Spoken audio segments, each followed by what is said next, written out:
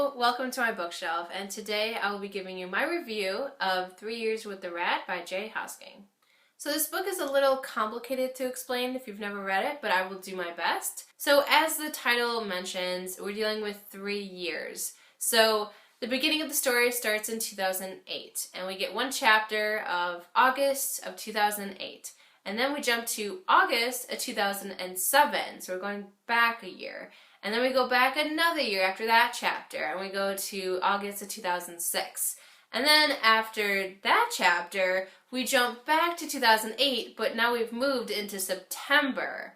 So we go September 2008, September of 2007, and September of 2006, and so on and so forth.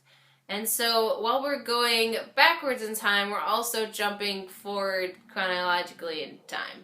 So it's kind of a weird reading experience, to be honest. Very unique, very different. But I think that once you get past the unique reading experience of that, of like jumping back and then forward, jumping back and then forward, I found it to be a really engaging story, and I thought it was really well told. So I'm really excited to read more from Jay Hosking. I would be very curious to read other books of his. So one of the things I liked about the book is that it was very deep and philosophical, and it seemed to have a lot of really interesting points to make.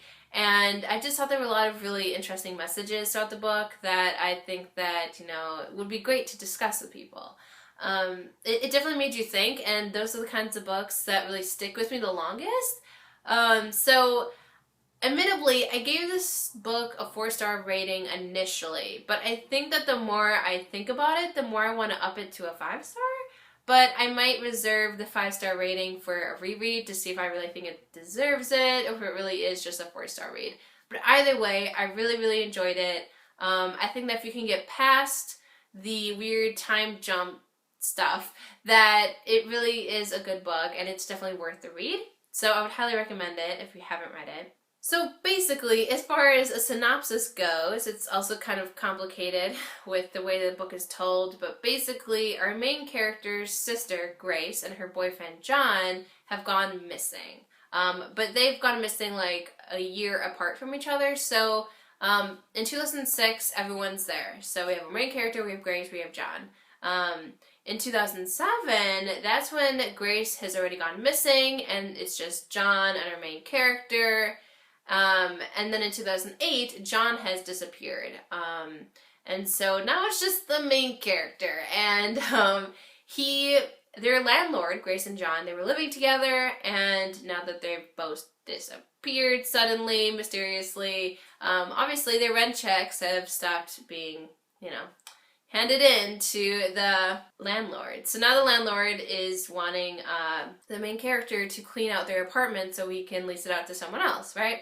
So he decides, like, okay, fine. So he goes to the apartment, and that's kind of when the story kickstarts, and that's when it actually starts happening. So that's kind of the general synopsis. It's our main character kind of slowly trying to uncover what happened to Grace and John, how did they disappear, what really happened. A lot of people seem to think that it was either suicide or they ran away or, something of that nature.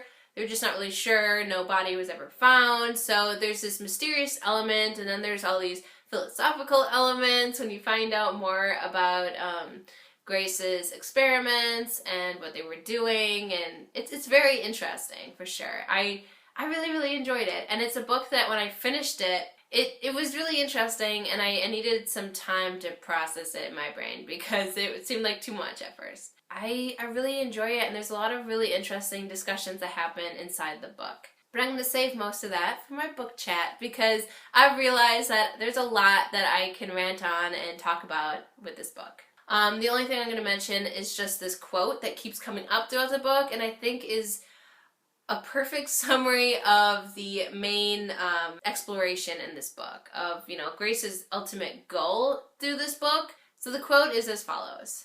I realize that if through science I can seize phenomena and enumerate them, I cannot, for all that, apprehend the world.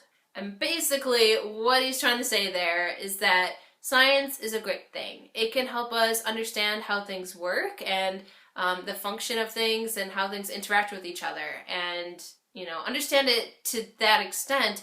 But the problem with science is that you kind of hit a wall. It can only explain so much. It can't go into those deeper topics of, why we're here and what the meaning of life is and all of that.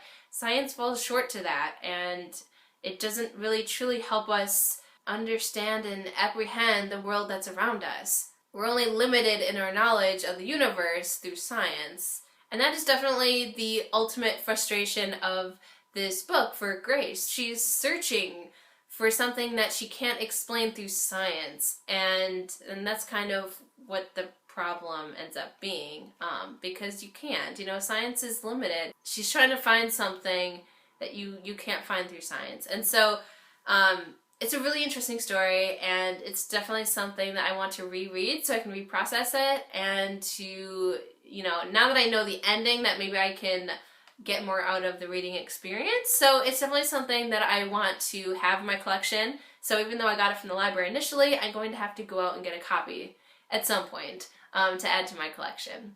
Alright, so that was my review of 3 Years with the Rat by Jay Hosking. Basically, the moral of the story is it's a fantastic book, and you should definitely read it if that sounded remotely interesting to you. I think it's really well written, so it's definitely worth your time. So please let me know what you think about this book, and also if you've read it, please, I would love to hear your thoughts about it. So as always, thank you for watching this video, and until next time.